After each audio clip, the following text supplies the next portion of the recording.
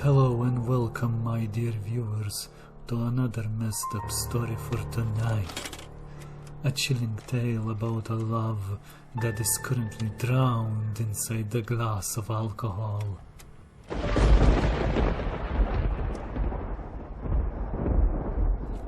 It is a story about alcoholism and degeneracy, lack of empathy on all fronts, and full-on incompetence both on civil and the courtroom sides of the issue. As you probably figured it out right now, it is a story about a true crime case, once again hailing from our favorite small, quiet European country, called Lithuania.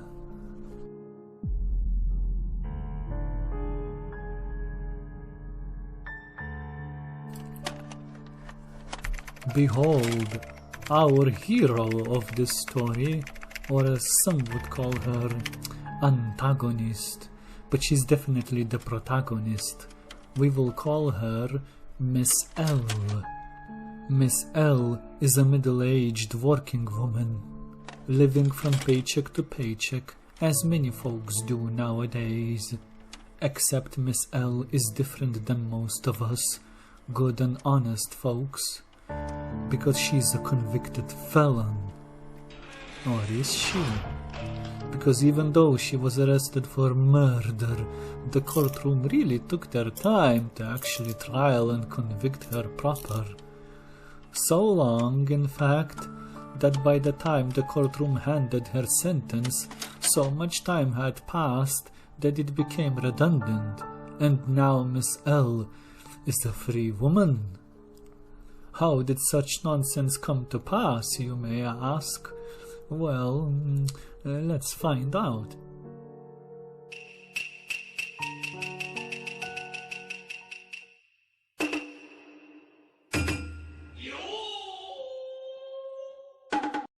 According to the February 12, 2024 decision of the Panevėžys Prison Parole Commission, Miss L was released on parole with intensive supervision. However, just when she thought she was done with the legal system, the Supreme Court of Lithuania decided to give her one last twist. They concluded that maybe, just maybe, Miss L didn't cold-bloodedly murdered her partner. Go figure.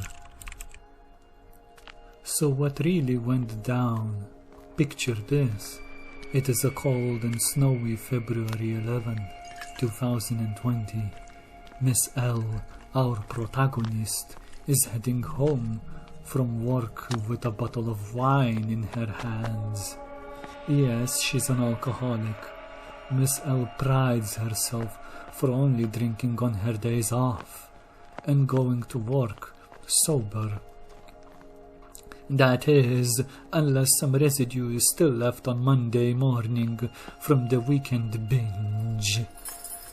She finds her young boyfriend, we'll call him Dimitri, in his usual state, drunk and doing absolutely nothing productive.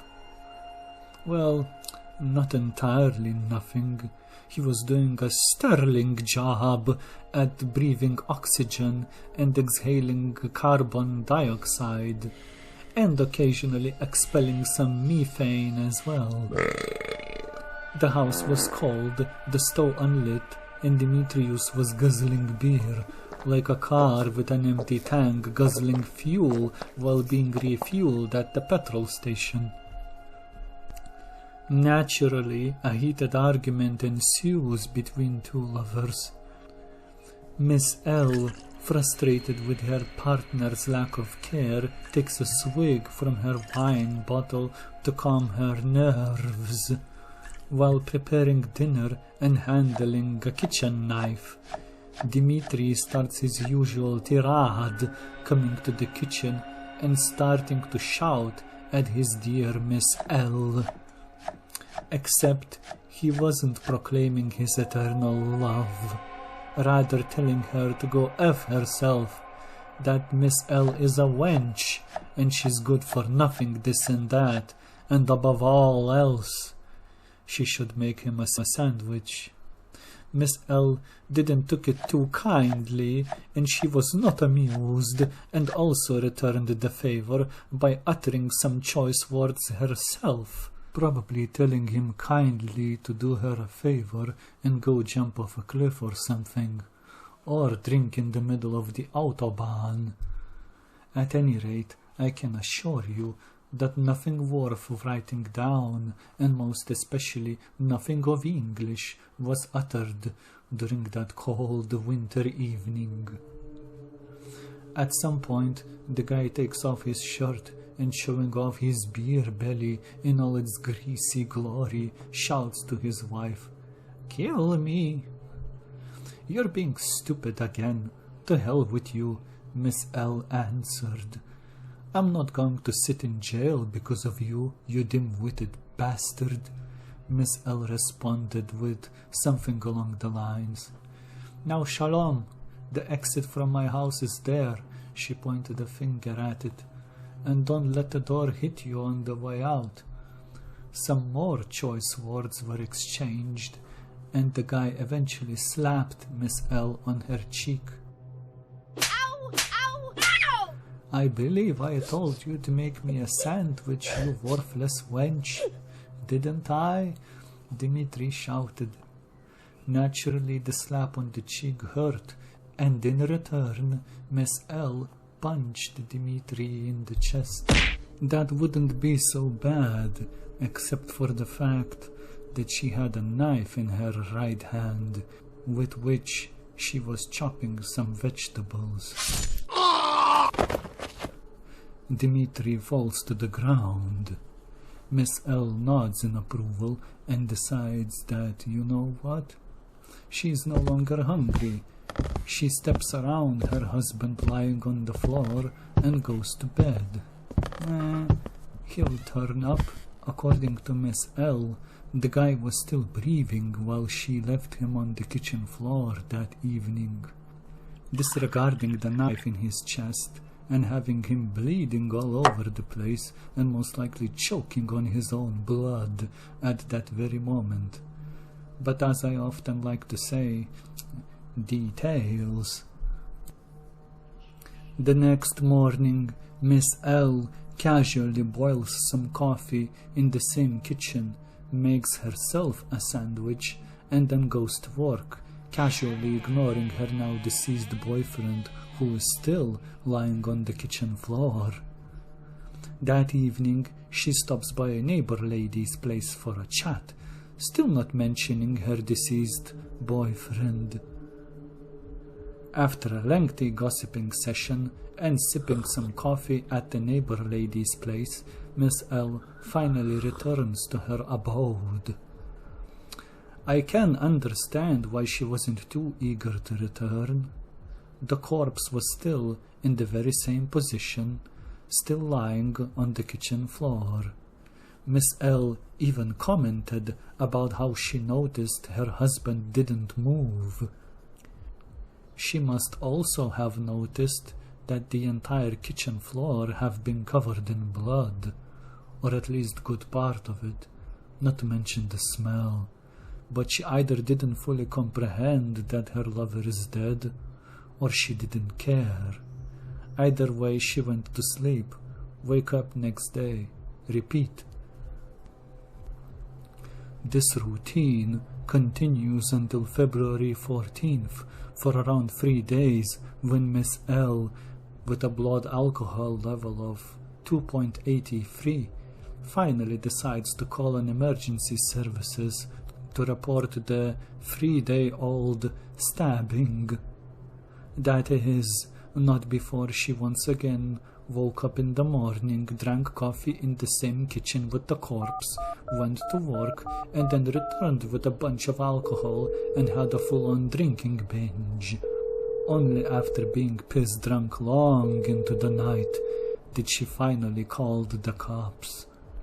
While the police, as always, takes their sweet time to arrive, Miss L even sends a sweet goodbye text message to her lover's mother. Quote, "Love, kisses, hugs, don't think badly of me," unquote. Whatever that means. Anyway, moving on. During the investigation and the court proceedings, neighbors unanimously spoke ill of Demetrius, painting him as a drunkard, a degenerate, and a local pervert, and a brawler who enjoyed running naked through the neighborhood. They described Miss L as the hard-working, sober one holding the entire house together.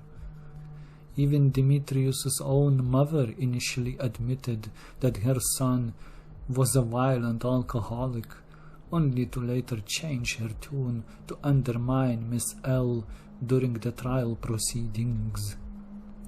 All the trial proceedings really took their sweet time to finish. In the end, Miss L was handed a sentence, 2 years. But by the time the final sentence was handed down, she had already spent 4 years behind bars. Thus, considering the time discrepancy, the lagging procedures of the law, and considering the fact that the Supreme Court decided that maybe the murder wasn't so bad after all, and Miss L acted under duress in the heat of moment, and this was basically self-defense.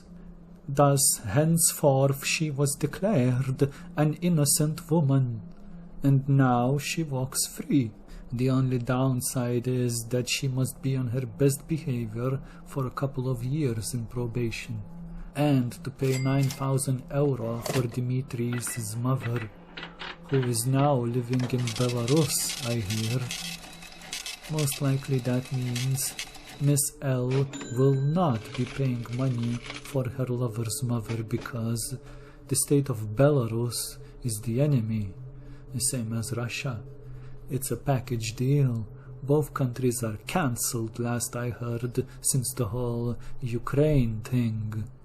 Thus, EU banks are prohibited by law to have any dealings with these countries, and Lithuania is a proud member of the European Union.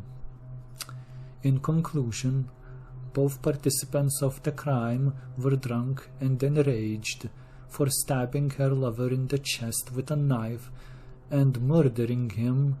Miss L got, what, a measly 2 years in Lithuania, but had to spend around 4 years behind bars waiting for all the appeals to be handed down the final sentence.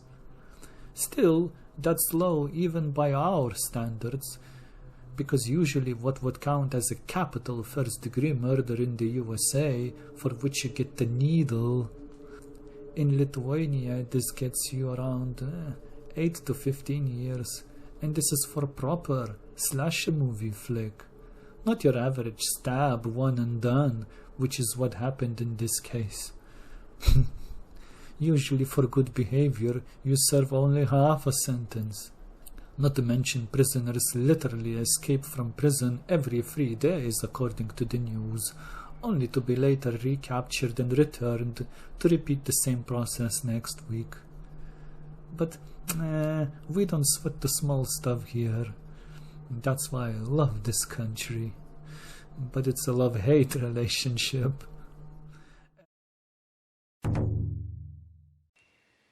And that brings us to the end of today's show.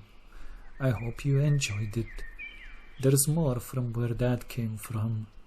This world is full of messed up stories and weird crime cases. I hope you enjoyed the video. Please like and comment if you do. Thank you.